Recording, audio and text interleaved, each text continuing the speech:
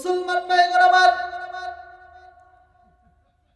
আল্লাহ রাব্বুল আলামিন তার ঐশী গ্রন্থ আল কোরআনের ভিতরে আমাদেরকে জানায়া দিলেন, ইন্না জাহান্নামা কানাত মিরসাদা, নিশ্চয়ই জাহান্নাম কিন্তু তার শিকারকে ধরার জন্য ওত পেতে বসে রয়েছে। এ দুনিয়ার মুসলমান, আল্লাহর এই জাহান্নামে কারা যাবে, কেন যাবে? আল্লাহ রাব্বুল আলামিন অপর আয়াতের ভিতরে বলে দেয়, লিত্তাগিনা মাআবা। এ মুসলমান, যারা আল্লাহ রাব্বুল আলামিনের সীমানাকে ক্রস করবে, আল্লাহ রাব্বুল আলামিন আমাদেরকে একটা সীমানা নির্ধারিত করে দিয়েছে। আমাদেরকে যেই সীমানা আল্লাহ রাব্বুল আলামিন নির্ধারিত করে দিয়েছে, যেই ব্যক্তিটা এই সীমানাকে ক্রস করবে, কোরআনের ভাষায় ওই ব্যক্তিটা কি জাহান্নাম পাকড়াও করে নেবে। কথা বলেন ঠিক কিনা? এ মুসলমান, কোরআনের সীমানাটা কতটুকু? কোরআনের সীমানাটা কতটুকু? কোরআনের ভিতরে আল্লাহ রাব্বুল আলামিন একজন বান্দার জন্য জীবন ব্যবস্থা শুরু থেকে শেষ পর্যন্ত আল্লাহ পাক রব্বুল আলামিন তুলে ধরেছে।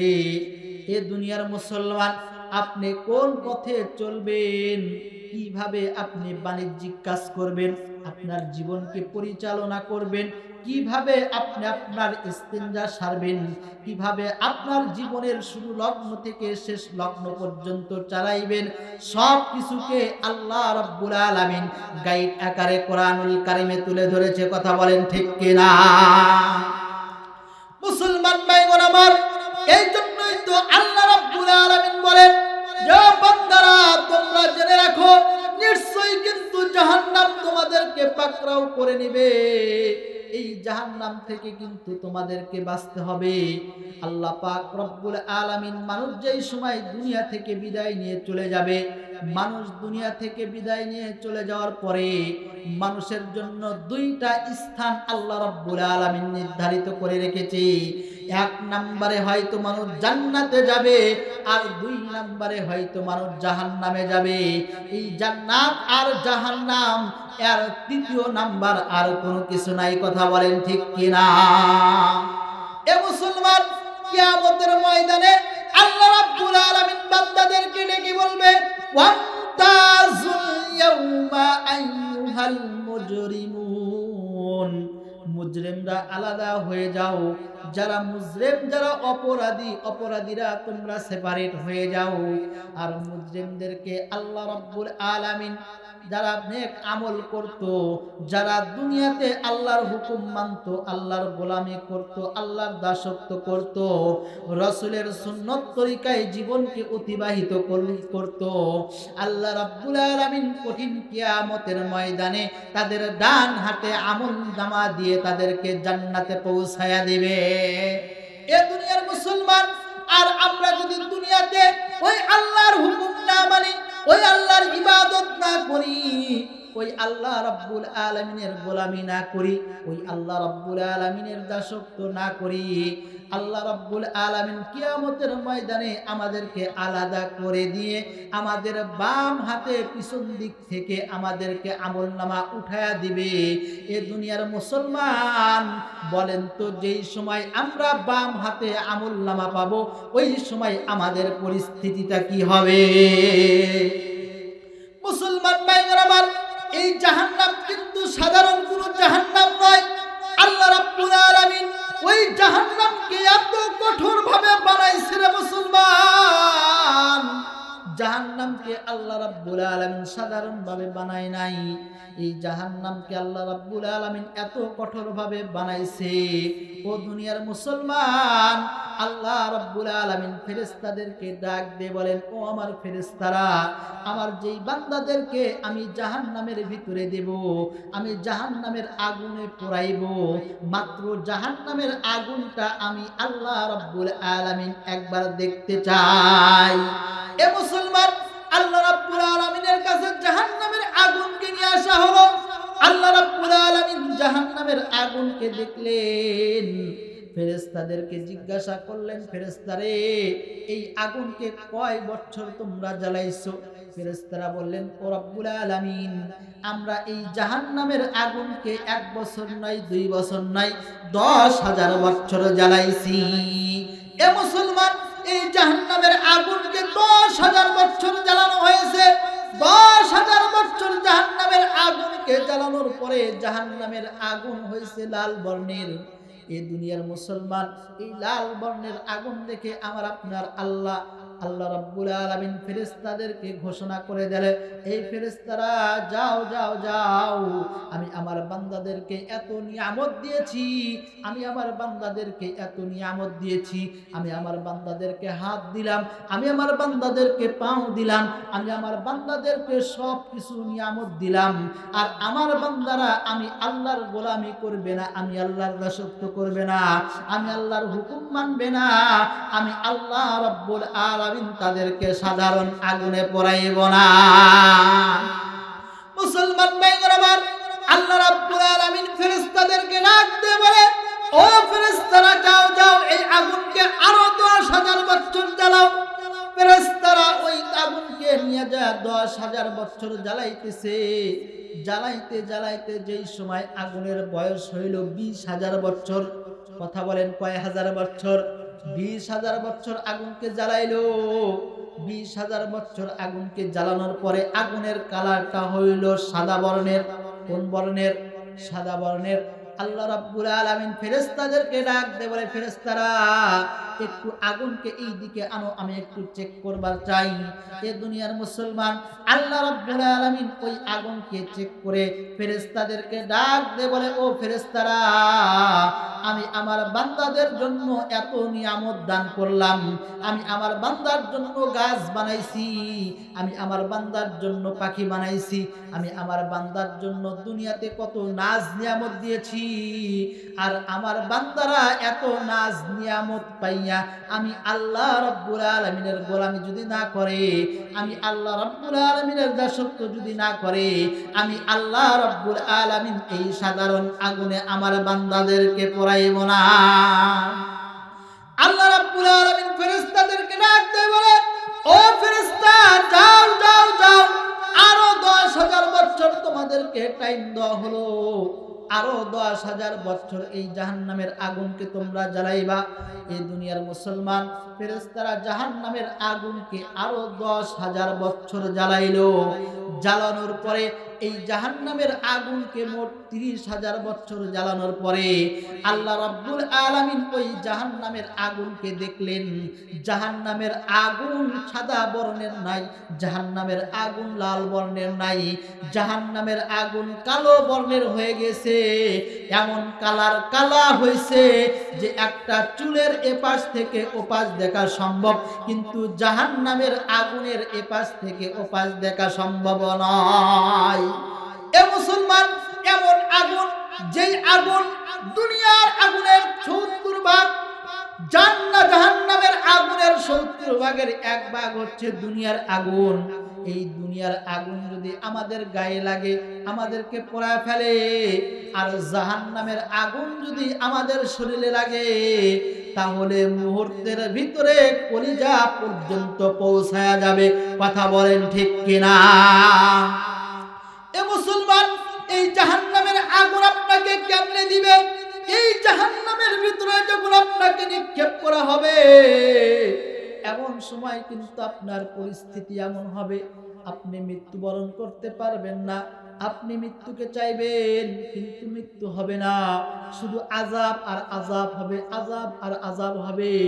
এ দুনিয়ার মুসলমান, ও পর্দার আড়ালের মা, লক্ষ্য করে দেখেন, জাহান্নামের আগুন কিন্তু সাধারণ কোনো আগুন নাই।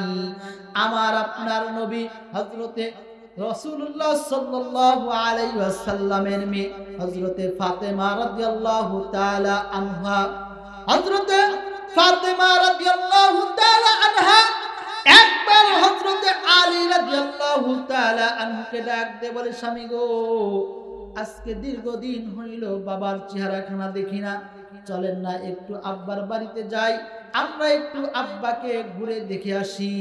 ও দুনিয়ার মুসলমান, ফাতেমা রাদিয়াল্লাহু তাআলা আনহা হযরতে আলী রাদিয়াল্লাহু তাআলা আনহুকে সঙ্গে নিয়ে রাসূল আকরাম সাল্লাল্লাহু আলাইহি ওয়াসাল্লামের বাড়ির দিকে রওনা করে দিলেন।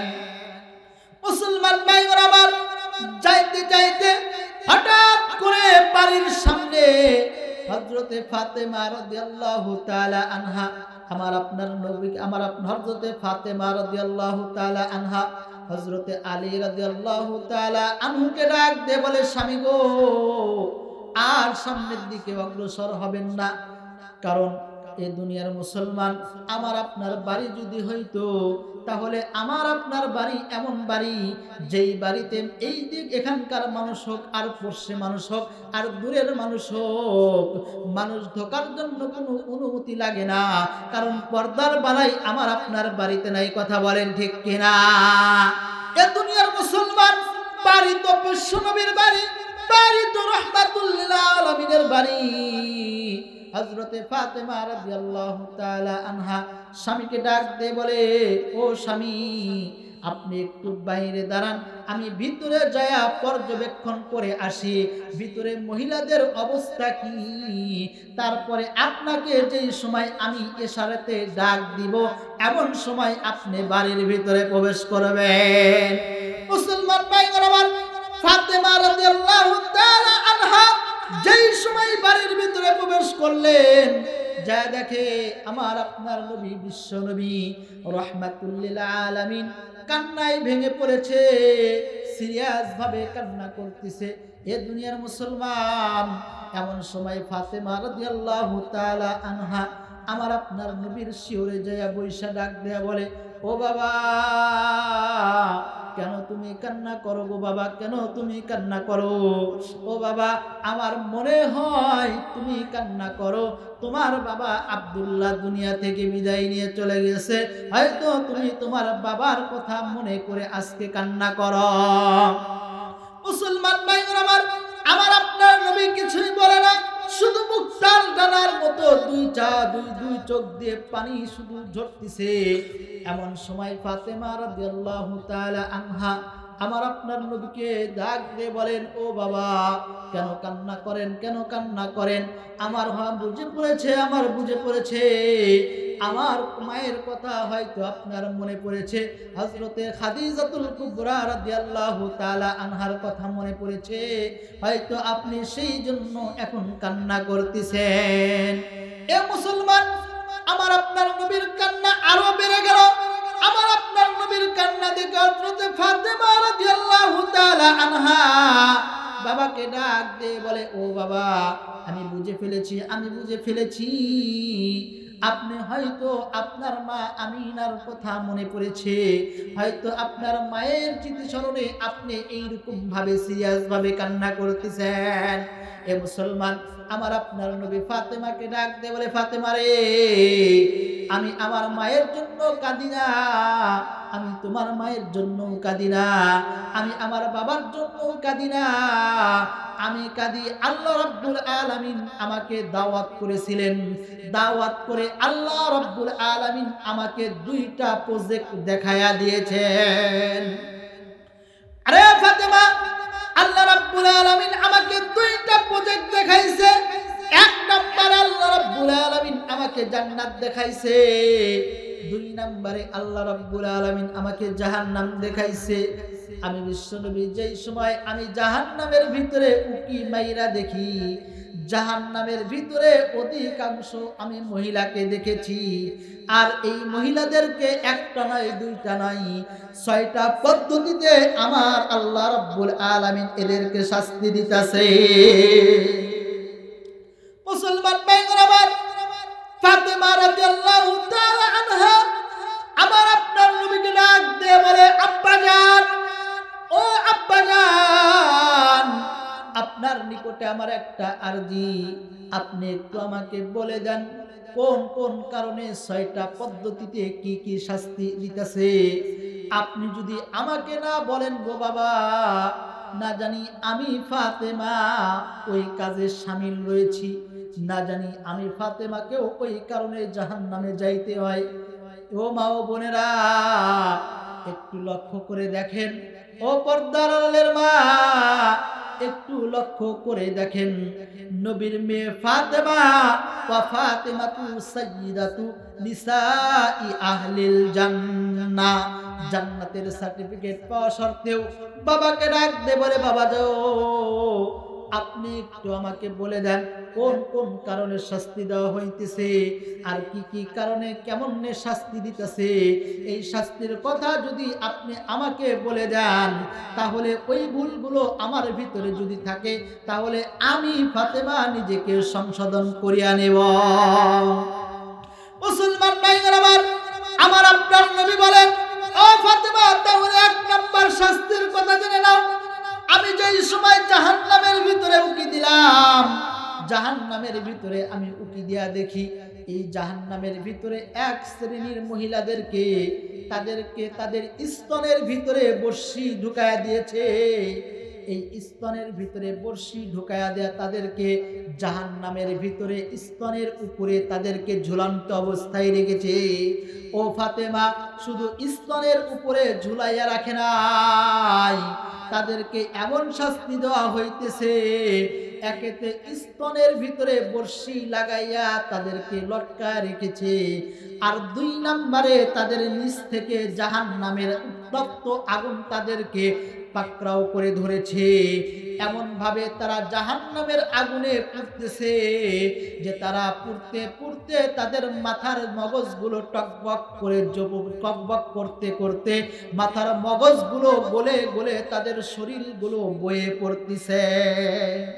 মুসলমান ভাইরা আমার, ফাতেমা রাদিয়াল্লাহু তাআলা আনহা কান্নায় ভেঙে পড়ে গেলেন, ডাক দিয়ে বলে, আব্বাজান, আপনি একটু আমাকে জানায়া দেন কোন কারণে আল্লাহ রাব্বুল আলামিন ওই মহিলাদেরকে এমন শাস্তি দেয়।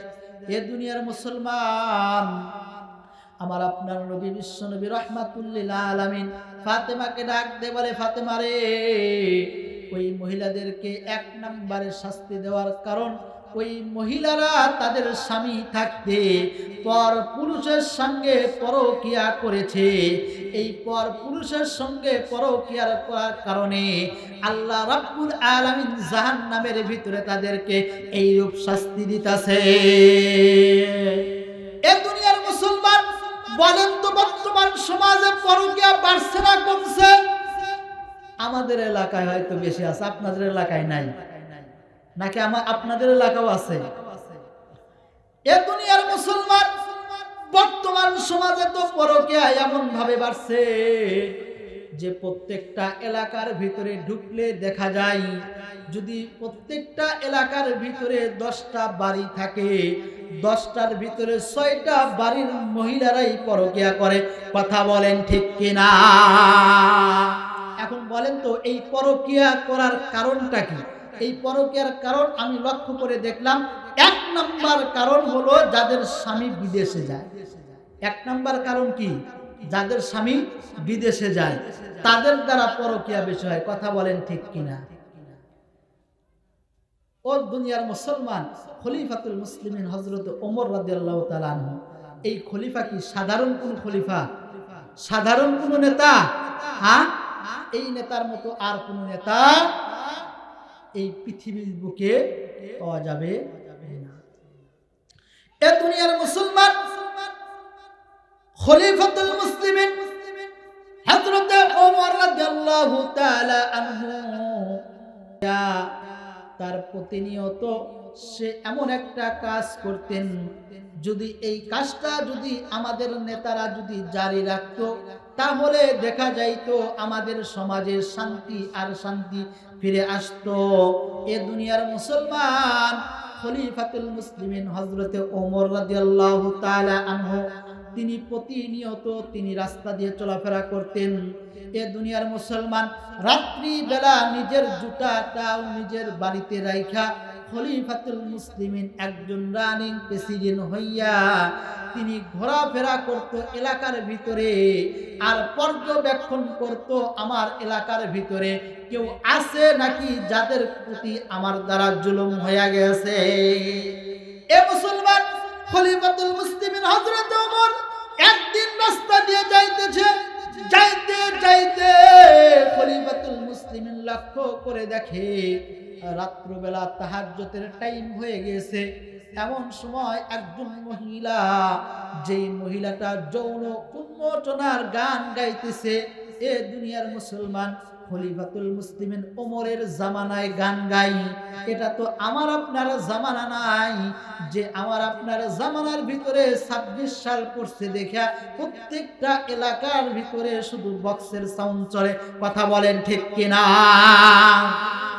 এ দুনিয়ার মুসলমান জামানা তো খলিফাতুল মুসলিমিন ওমরের জামানা, আর দুনিয়াটা তো খলিফাতুল মুসলিমিন ওমর। যেই ওমর রাস্তা দিয়ে যায় আর ঘরের ভিতরে একজন যুবতী মহিলা যৌন উন্মোচনা গান গায়, খলিফাতুল মুসলিমিন এইবার ওই রাস্তাটি থমকে গিয়েছে। ঘরের বেড়াটা ফাঁক করে ঘরের ভিতরে ঢুকে পড়েছে। ডাক দিয়ে বলে, মা কেন তুমি রাস্তার ধারে যৌন উন্মোচনার গান গাও? এ দুনিয়ার মুসলমান এই কথা বলার সাথে সাথে মহিলা ডাক দিয়ে বলে, আপনি কে? বলে, আমি একজন পথিক। কোথায় যাইতেছেন? বলে, আমি এই দিক দিয়া যাইতেছি। তুমি তো আজকে যৌন উন্মোচনার গান গেয়েছো, তুমি তো অপরাধ করেছো। তোমার অপরাধের কথা আমি তোমাকে জানাইবার জন্য আমি তোমার ঘরে প্রবেশ করেছি। মুসলমান ভাইগণ আমার, মহিলাটা এই সময় খলিফাতুল মুসলিমিনকে ডাক দিয়ে বলে, পথিক, আমি তো যৌন উন্মোচনার গান করে একটা অপরাধ করেছি, কিন্তু আপনি যে আমার ঘরের ভিতরে ঢুকেছেন, আপনি তো একাধিক অপরাধ করে আমার ঘরের ভিতরে প্রবেশ করেছেন। মুসলমান ভাইগণ আমার, খলিফাতুল মুসলিমিন ওমর ডাক দিয়ে বলে, মা তুমি তো একটা অপরাধ করেছো আমি জানি, কিন্তু আমি কেমনে 4টা অপরাধ করলাম? আমি একটু জানবার চাই 4টা অপরাধ আমার দ্বারা কেমনে হয়ে গেল। এ মুসলমান মহিলাটা খলিফাতুল মুসলিমিনকে চেনে না, ডাক দিয়ে বলে, পথিক রে, তুমি রাস্তা দিয়া যাইতেছো, রাস্তাই তোমার জন্য ভালো ছিল, কিন্তু আমার ঘরের ভিতরে যেই সময় তুমি ঢুকেছো, 1 নম্বরে আল্লাহ রাব্বুল আলামিন ঘরে ঢোকার কথা বলেছে দরজা দিয়া, কিন্তু তুমি তো দরজা দিয়া ঘরে ঢোকো নাই, আমার বেড়া ফাটায়া আমার ঘরের ভিতরে ঢুকেছো। 1 নাম্বার তোমার অপরাধ। 2 নম্বরের অপরাধ, তুমি যে আমার ঘরের ভিতরে ঢুকেছো, ঘরের ভিতরে ঢোকার আগে আল্লাহ রাব্বুল আলামিন আইন জারি করে দিয়েছেন যে ঘরে ঢুকতে হলে সালাম করতে হবে, তুমি তো আমাকে সালাম পর্যন্ত দাও নাই। কথা বলেন ঠিক কিনা? মুসলমান ভাইগণ আমার, মহিলাটা ডাক দিয়ে বলে, এ পথিক, 2 নম্বরের অপরাধ, তুমি আমাকে সালাম দাও নাই।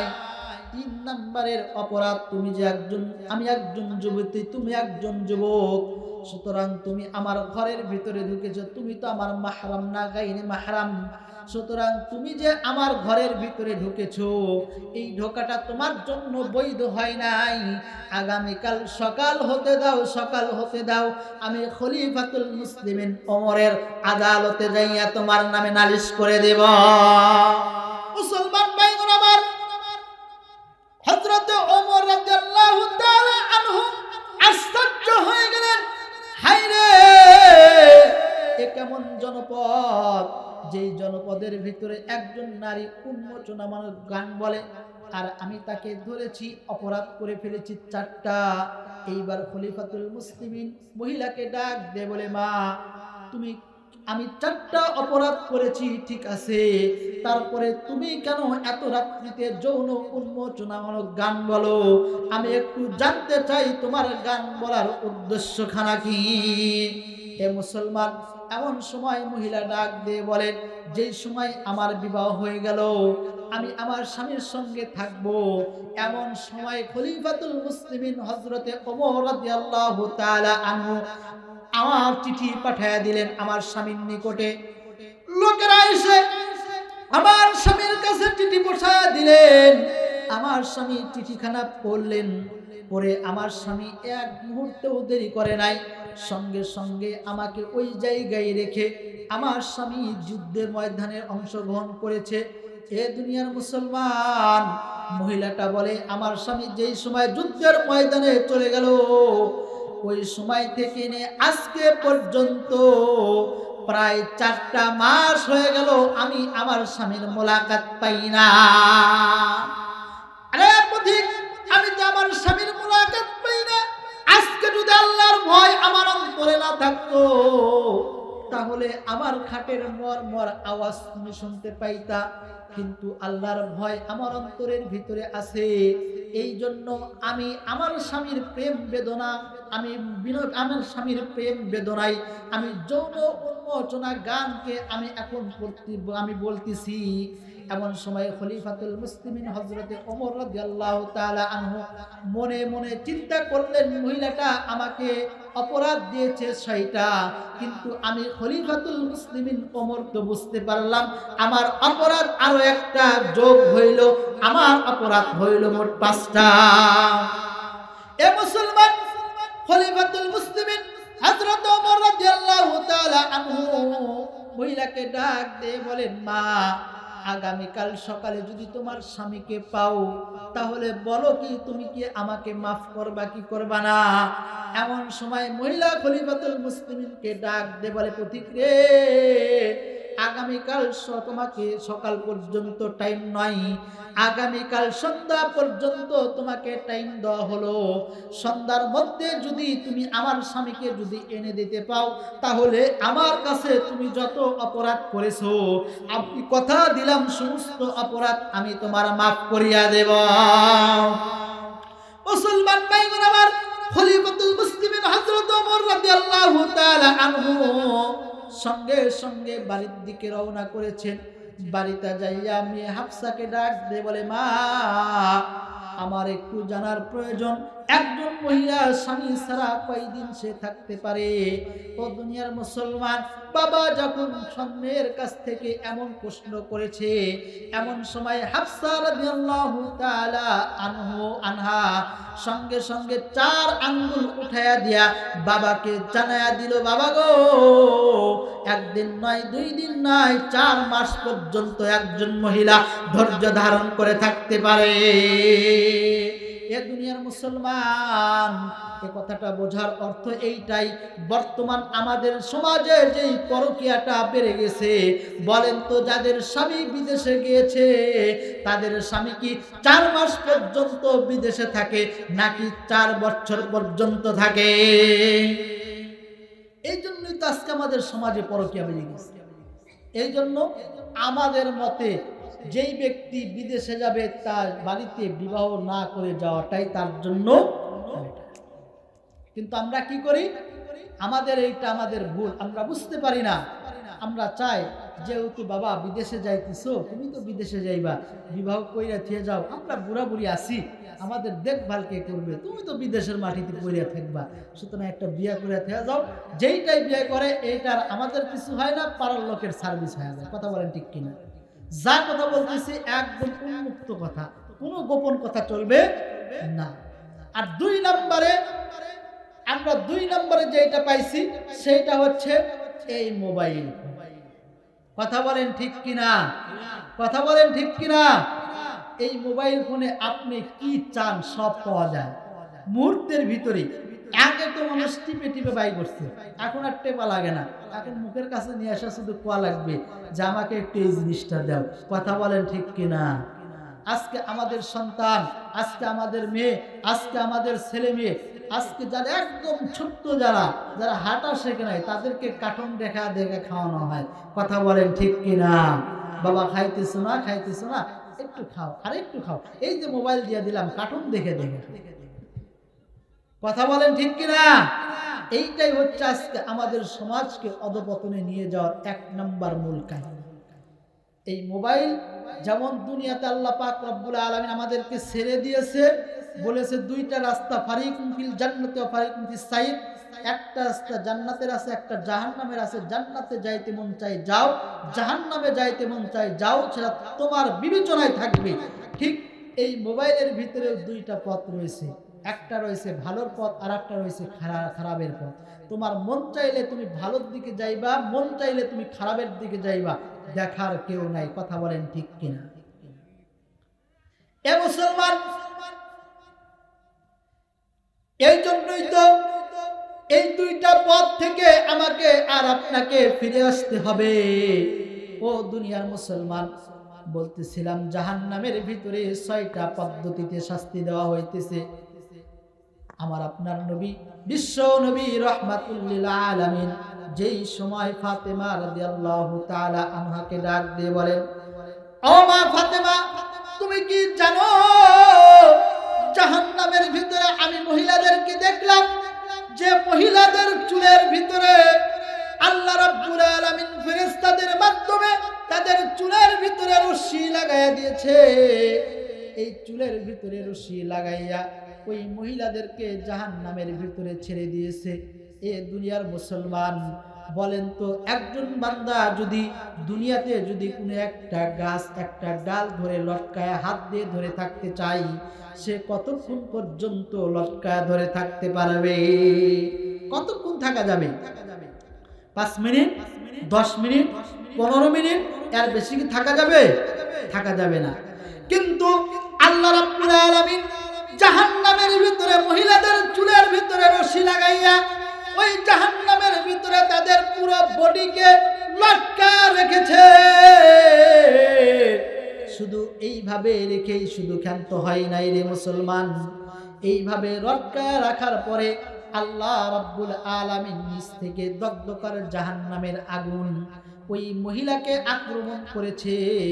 যেই জাহান্নামের আগুনের কারণে ওই মহিলা জ্বলতে জ্বলতে জ্বলতে জ্বলতে ওই মহিলাটা এ পরিমাণ জ্বলে পুড়ে খারকার হয়ে যাইতেছে যে তার শরীরের উপর থেকে শরীর জ্বলতে জ্বলতে তার মাথার মগজগুলো গলে গলে তার শরীর দিয়ে বয়ে বয়ে পড়তেছে।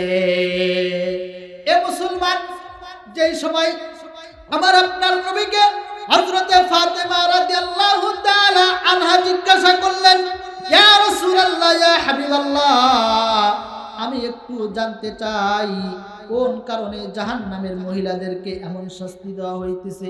আমার আপনার নবী হযরতে ফাতেমা রাদিয়াল্লাহু তাআলা আনহাকে ডাক দিয়ে বলে, ফাতেমা রে, তুমি জানো নাকি ওইটা ওই মহিলাদেরকে শাস্তি দেওয়া হইতেছে যেই মহিলারা তাদের স্বামী ব্যতি রেখে অন্য পুরুষদেরকে তাদের চুল দেখাইয়া আকৃষ্ট করে নিজের দিকে আকৃষ্ট করে নিত। এ মুসলমান, বলেন তো আমাদের সমাজে এমন মহিলা আছে না নাই? আমাদের সমাজে এমন মহিলা আছে না নাই? আমাদের সমাজে এমন মহিলার অভাব নাই যারা না যে নিজের চুলকে অন্য পুরুষদেরকে চুলের মাধ্যমে আকৃষ্ট করে। কথা বলেন ঠিক কিনা?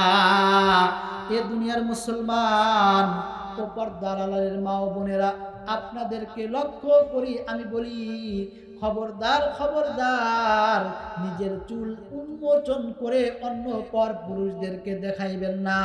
কারণ আল্লাহ রাব্বুল আলামিন আপনাদেরকে প্যাকেটে থাকার কথা বলেছে, আর আপনাদেরকে প্যাকেটেই শোভা পায়, বাইরে শোভা পায় না। কথা বলেন ঠিক কিনা?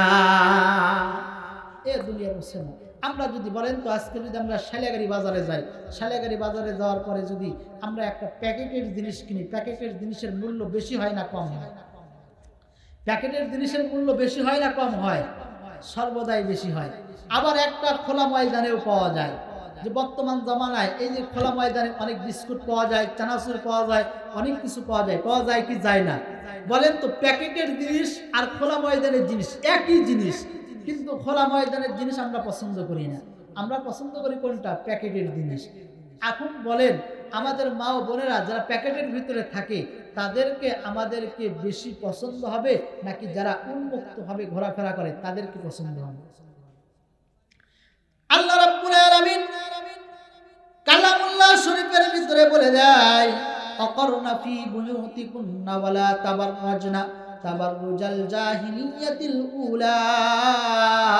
ও নবী, আপনার স্ত্রীদেরকে আপনি বলে দেন তারা যেন ঘরের ভিতরে থাকে, আর যেই সময় ঘর থেকে বের হবে তারা যেন নিজেকে ঘরের মতো সাজাইয়া নিয়া ঘর থেকে বের হইয়া যায়। এ মুসলমান, আমাদের সমাজ তো এমন হয়েছে, আমার মেয়ে কোথায় যায় আমার জানা নাই, আমার স্ত্রী কোথায় যায় আমার জানা নাই, আমার সন্তান কোথায় কি করে আমার জানা নাই, আমার স্ত্রী স্কুলে যায় নাকি টিউশনেতে যায় নাকি পার্কে যায় আমার জানা নাই। এইগুলো আপনাকে আমাকে পর্যবেক্ষণ করে দেখতে হবে।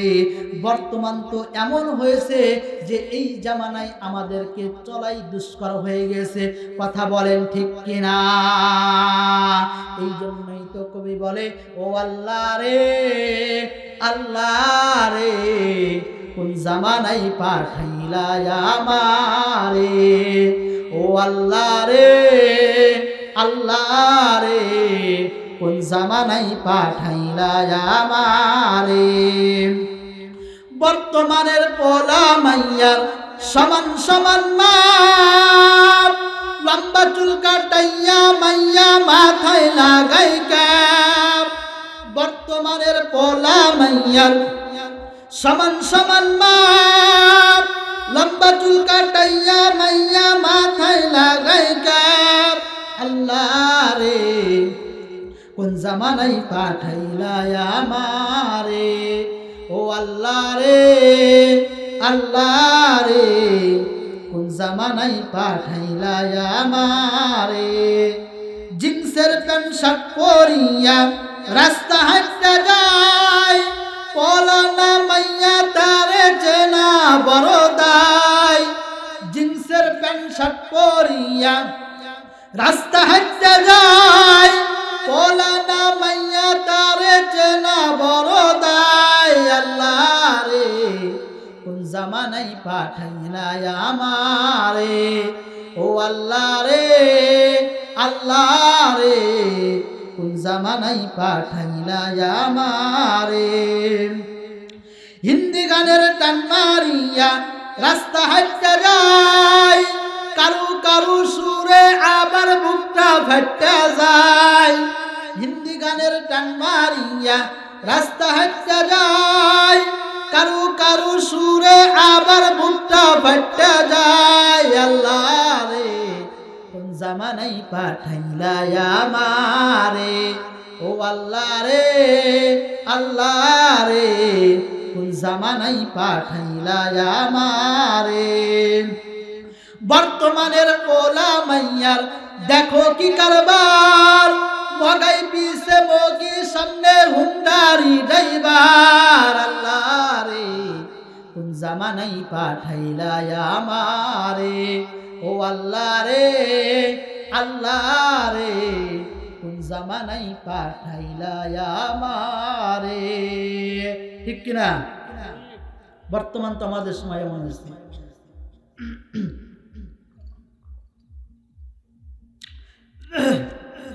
আজকে তো আমাদের সমাজ এমন হয়ে গেছে যে আমাদের মেয়ে কোথায় যায়, আমাদের সন্তান কোথায় যায় আমরা বলতে পারি না।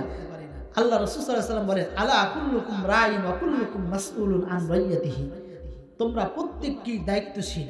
সমাজের যেমন একজন কর্তা থাকে, এই কর্তা দায়িত্বশীল, ঠিক তদ্রূপ ভাবে আমাদের ঘরের আমরা একজন কর্তা।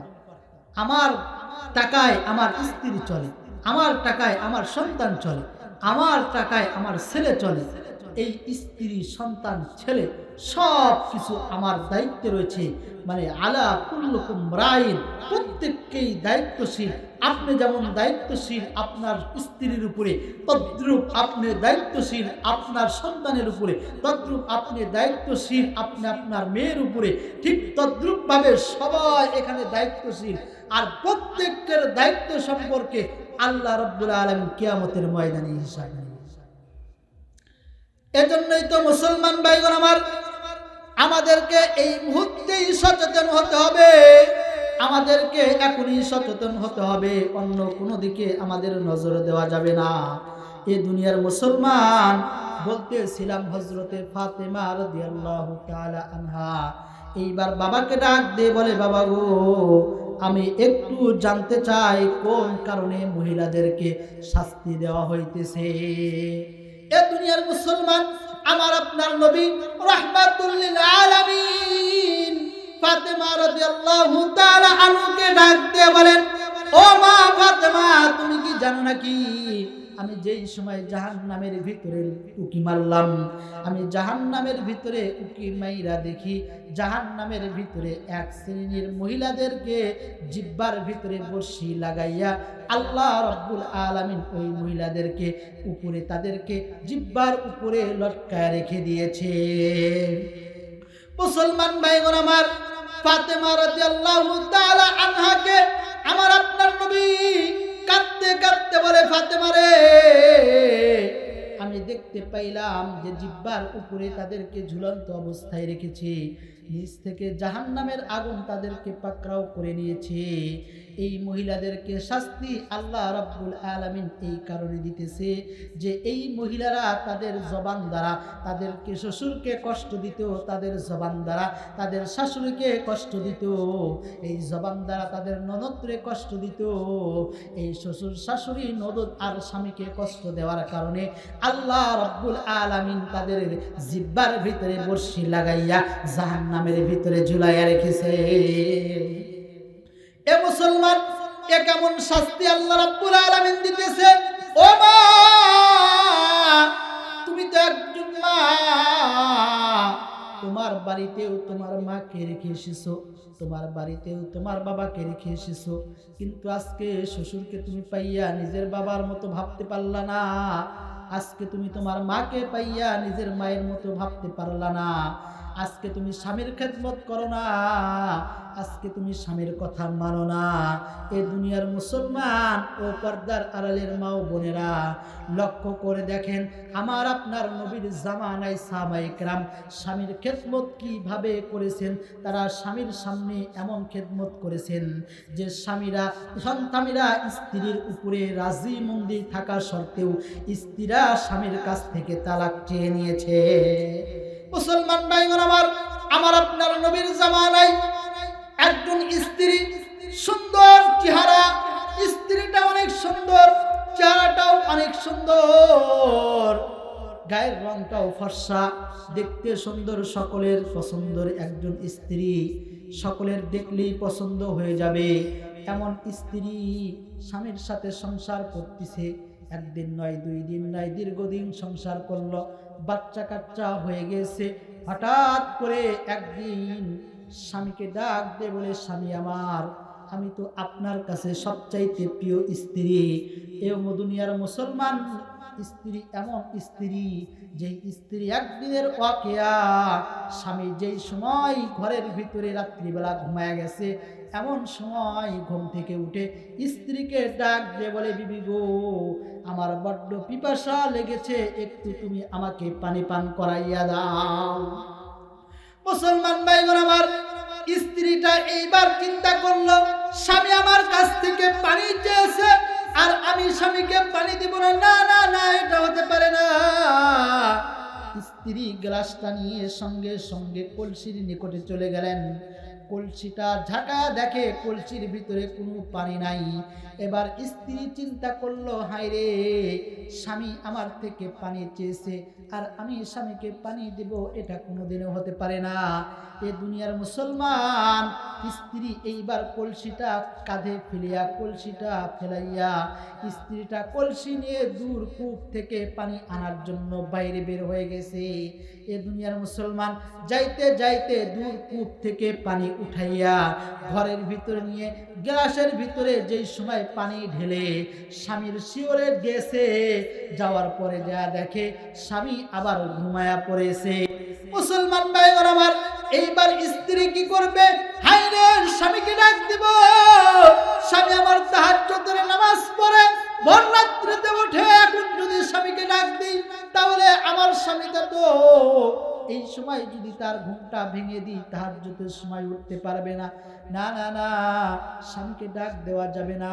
তাহলে কি করার? তাহলে আমাকে একটা কাজ করতে হবে, এই গ্লাস নিয়ে হয়তো আমাকে দাঁড়াইতে হবে, না হলে আমি যা ঘুমায়া পড়ি, না ঘুমানো যাবে না।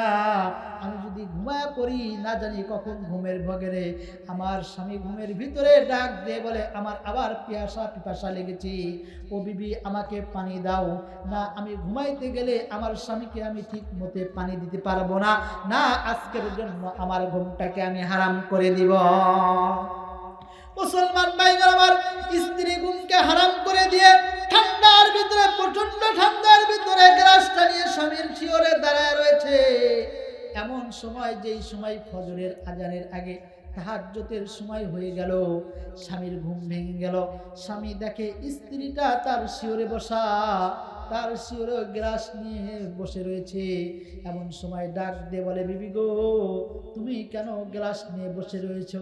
ডাক দিয়ে বলে, স্বামী গো, ঘুমের ভিতরে আপনি আমার কাছ থেকে পানি চেয়েছিলেন, কিন্তু আমি পানি আপনাকে দিতে পারি নাই।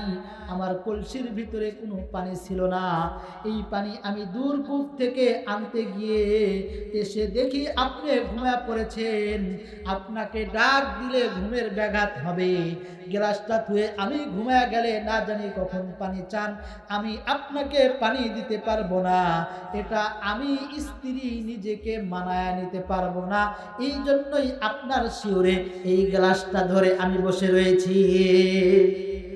মুসলমান ভাইরা আমার, এত সুন্দর স্ত্রী, যেই সুন্দর স্ত্রীর চেহারা ভালো, যেই সুন্দর স্ত্রীর কাটিং ভালো, যেই সুন্দর স্ত্রীর গায়ের রং ফর্সা, যেই স্ত্রীর সুনাম পুরা এলাকার ভিতরে, যেই স্ত্রীর স্বামী ভক্ত, স্বামীর খেদমত করে, যেই স্ত্রীর স্বামীর তবিয়ত ভালো, আখলাক ভালো, চরিত্র ভালো, এমন স্ত্রী একদিন স্বামীকে ডাক দিয়ে বলে, স্বামী আমার, দীর্ঘদিন আপনার সঙ্গে সংসার করেছি, কিন্তু আজকে আপনার কাছে এমন একটা কথা বলতে চাই যে আপনি যদি আমাকে একটু তালাক দিতেন, তাহলে আমি আপনার কাছ থেকে অন্য কোথাও চলে যাইতাম। মুসলমান ভাইরা আমার, স্বামী চিন্তায় পড়ে গেল, হায় হায়, এত সুন্দর স্ত্রী, যার চেহারা ভালো, যার গায়ের রং ফর্সা, যেই স্ত্রীর তবিয়ত ভালো, আখলাক ভালো, সবকিছুই ভালো, স্বামীর খেদমত খুবই সুন্দরভাবে করে, আমার এই স্ত্রী কেন আমার কাছ থেকে তালাক চাই? বিবিকে ডাক দে বলে, বিবি আমার, বলো না কোন কারণে তুমি আমার কাছ থেকে তালাক চাইতেছো? ও বিবি, একটু আমাকে বলে দাও কোন কারণে আমার কাছ থেকে তালাক চাইতেছো। তুমি যদি আমাকে তোমার কারণটা বলো, আর আমি এইটা বিবেচনা করে দেখব, যদি তালাক দেওয়া যায় তাহলে আমি অবশ্যই তোমাকে তালাক দিয়া দিব। মুসলমান ভাইরা আমার, বিবি কোনো কথা বলে না। এইদিকে বিবি শুধু স্বামীর কাছ থেকে তালাক চাই, আর এইদিকে স্বামী বলে, না না, তালাক দেওয়া যাবে না, যাবে না। এক পর্যায়ে এইরকম ভাবে কয়েকটা দিন অতিবাহিত হয়ে গেল। হঠাৎ করে একদিন স্বামী বিবিকে ডাক দিয়ে বলে, বিবি গো, আজকে কয়েকদিন যাবত তুমি আমার কাছ থেকে তালাক চাইতেছো, কিন্তু তুমি আমার কাছ থেকে তালাক চাও, আমি তোমাকে তালাক দিব, কিন্তু আমি তো তোমাকে তালাক দিতে চাই না, কিন্তু তুমি আমার কাছ থেকে তালাক চাও। চলো না, চলো আমরা আল্লাহর নবীর দরবারে যাইব, রাসূলের দরবারে যায়া তুমি তোমার হালতটা পেশ করবা, আমি আমার হালতটা পেশ করব, দুইজনের হালত পেশ করব। আল্লাহর নবী যদি আমাদেরকে তালাকটা যদি মেনে নাই, তাহলে আমি স্বামী কথা দিলাম, আমি তোমাকে তালাক দিয়া দেব।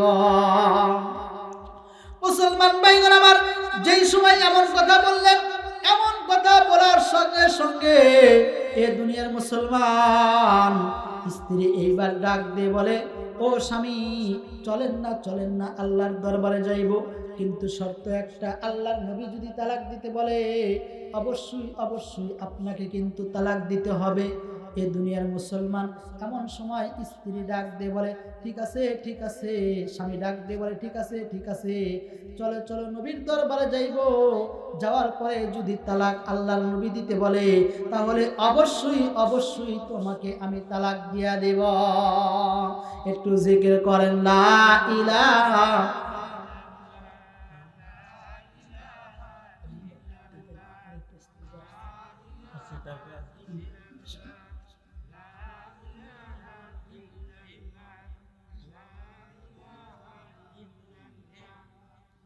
লা ইলাহা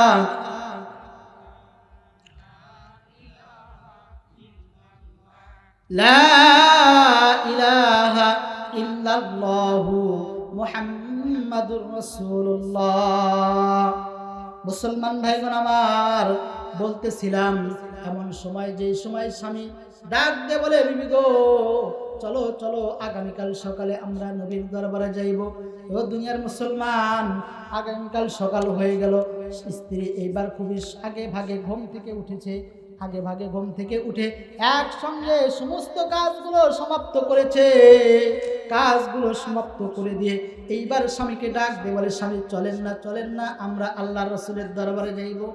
এ দুনিয়ার মুসলমান, এইবার স্ত্রীকে সঙ্গে নিয়ে স্বামী যেই সময় আল্লাহ রসুলের দরবারে যাইতেছে, যাইতে যাইতে যাইতে যাইতে এমন একটা পর্যায়ে যা পৌঁছলো, পথের মধ্যে মরুভূমির চর, যাইতে যাইতে যাইতে যাইতে স্বামী এইবার একটা মরা হাড্ডির সঙ্গে, উটের হাড্ডির সঙ্গে হোঁচট খাইয়া পাওটা কেটে ওয়ার হয়ে গেছে, হাড্ডি বেরিয়ে গেছে। স্ত্রী এইবার স্বামীকে জড়ায় ধরেছে, ডাক দিয়ে বলে, স্বামী আমার, আপনি তো অসুস্থতা হয়ে গেলেন, আপনি তো অসুস্থতা হয়ে গেলেন।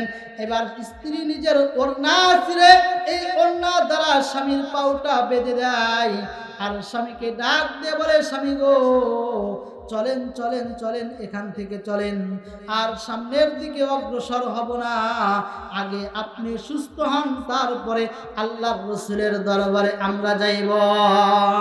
মুসলমান ভাইরা আমার, স্বামীকে কাঁধে নিয়ে স্বামীকে খোরাইতে খোরাইতে মহিলাটা ঘরের দিকে রওনা করলেন।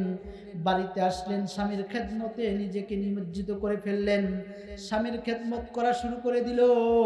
কেউ বুঝতে পারে না যে এমন স্ত্রী তারা চেয়েছে।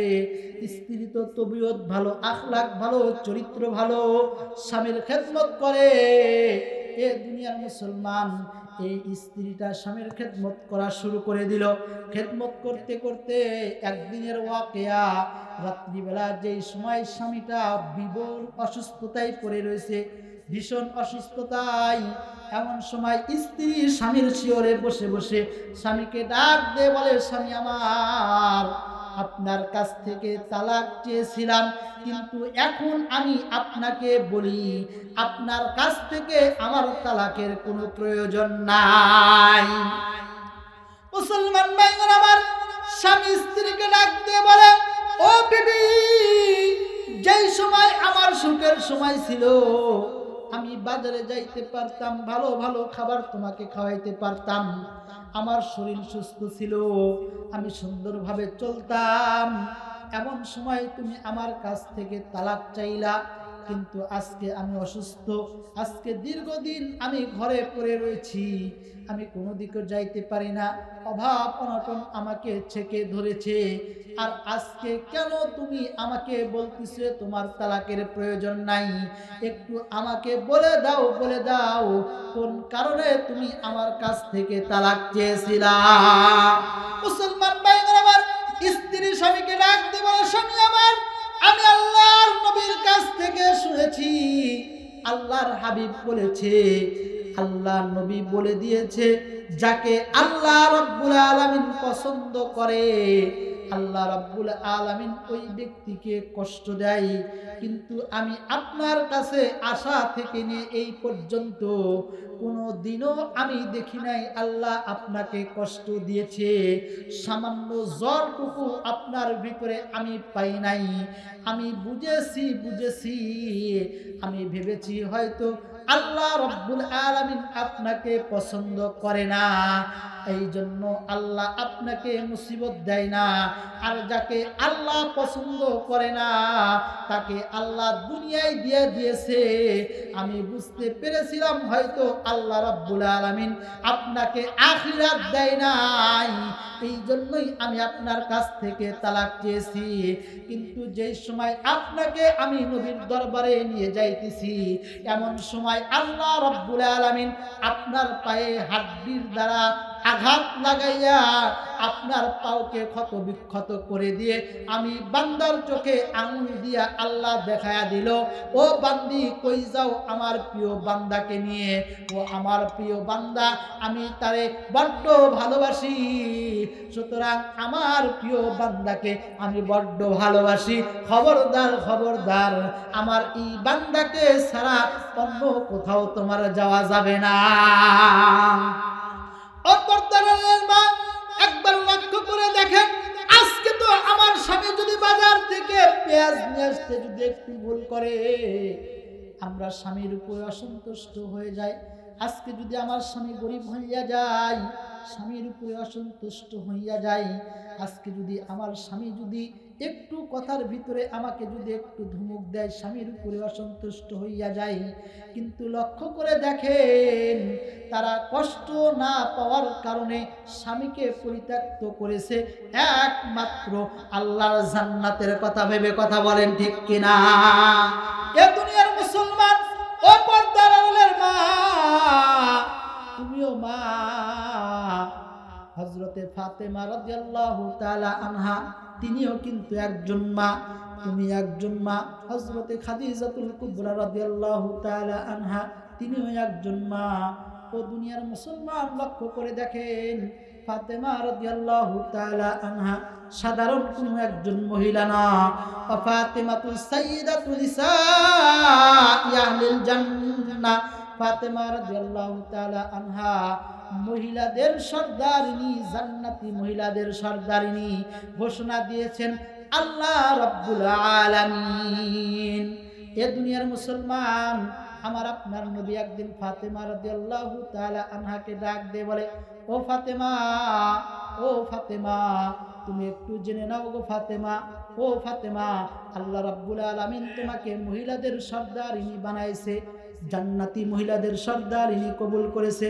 ফাতেমা রাদিয়াল্লাহু তাআলা আনহা এইবার আমার আপনার নবীকে ডাক দিয়ে বলেন, ওগো বাবা, আল্লাহ রাব্বুল আলামিন জামাকে জান্নাতি মহিলাদের সর্দারিনী বানাইলো, এই জন্য আমি ফাতেমা রাদিয়াল্লাহু তাআলা আনহু আজকে সবচেয়ে বেশি খুশি হইয়া গিয়াছি।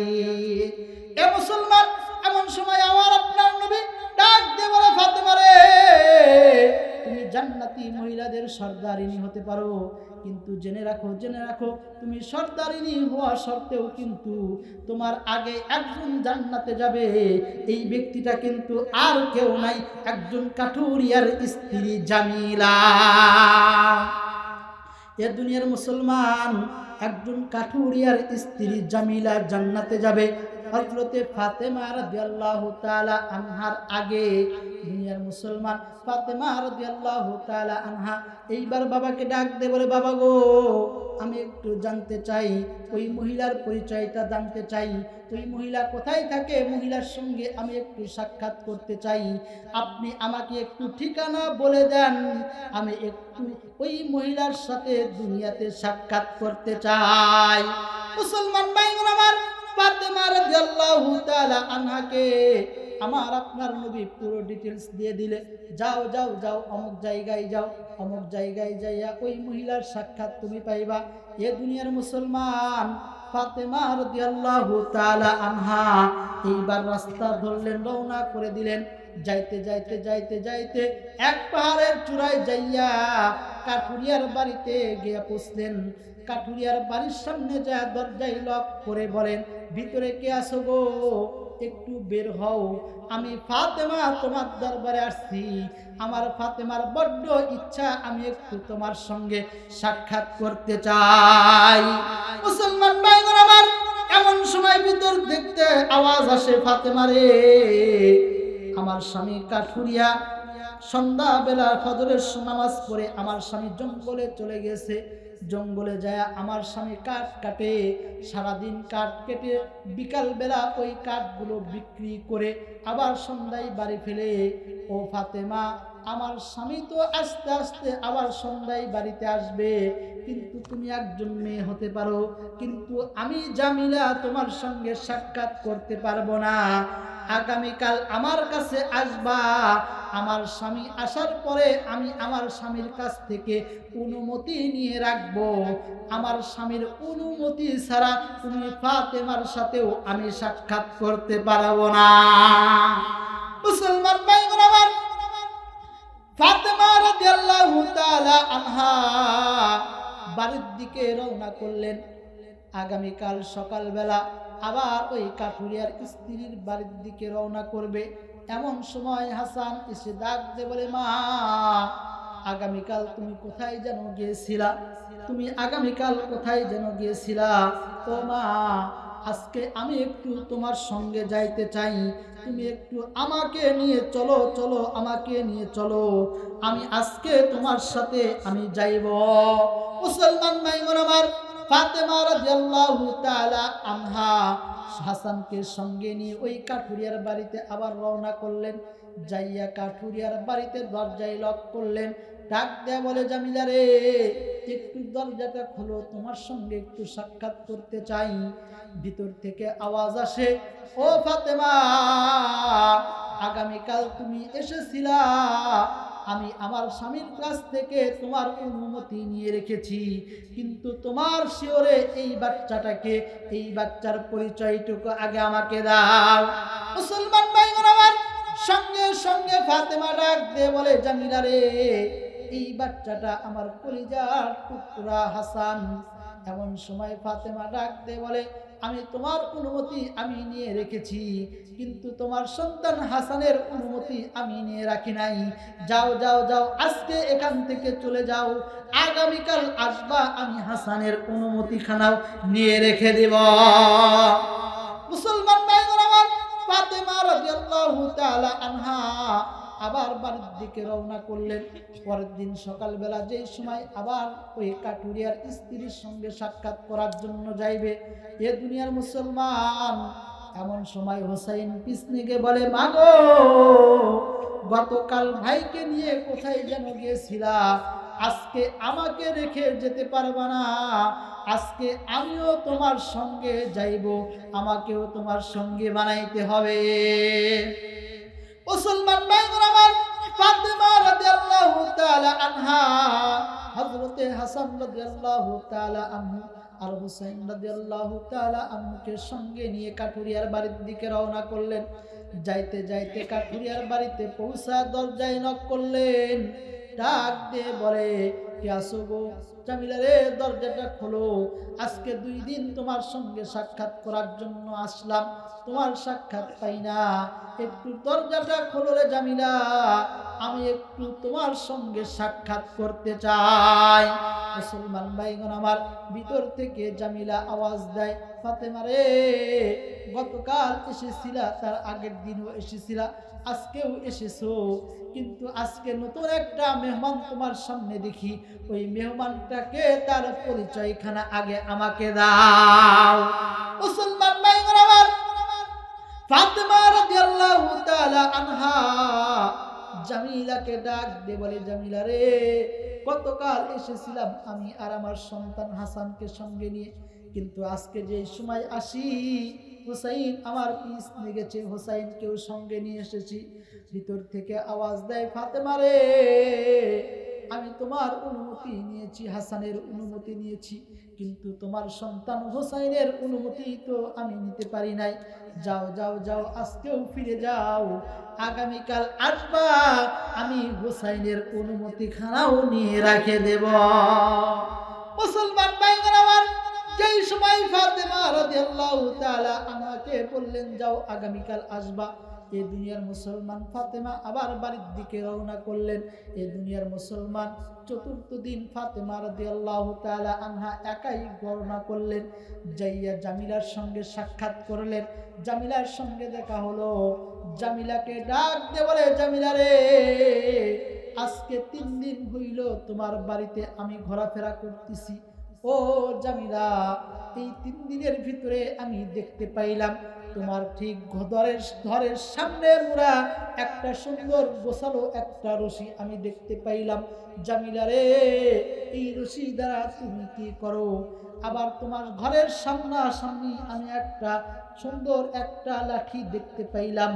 ও জামিলা, আমাকে একটু বলো এই লাঠি দ্বারা তুমি কি করো? ও জামিলা, তোমার ঘরের সামনে আমি একটা তলোয়ারি দেখতে পাইলাম। জামিলারে, একটু বলো ওই তলোয়ারি দ্বারা তুমি কি করো?